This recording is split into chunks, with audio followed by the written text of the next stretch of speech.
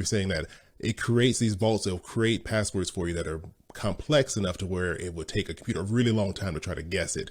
So what do you mean by that? Because, what's the difference between someone has like a simple, I don't know, Chris 2023 is my password versus some complex random thing this thing's gonna generate? How does that make you more safe? So Chris 2023 is something that you can read. So if a person can read it, a computer can read it. But you know what you couldn't read? Chris 2023 PX comma semicolon hyphen dash A9 underscore B capital BSTS 49X29. You can't read that. You can't pattern match against that.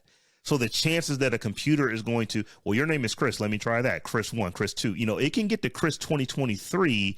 Literally, if it knows your name and it's going to try iterations of your name, it gets to Chris 2023 in 10, 12 seconds. And that is being generous. That is a real slow computer that would take it that long to iterate, iterations of your name in simple numbers. But those other passwords are just more complex. So it's going to take more computing energy to try to figure out what those things are. There's just more variations.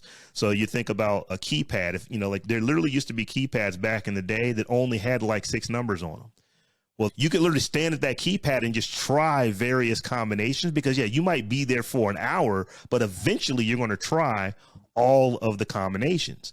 But if there are all of the characters, uppercase and lowercase, and then all of the special characters that could potentially do this, and it's randomized how those passwords are put together, it's going to take a computer significantly longer to ultimately brute force attack, trying to figure out basically, let's try this password. Now let's try this variation of it. Now let's try that variation. It's just going to take it an enormous amount of time to come up with every variation based off of those complex passwords.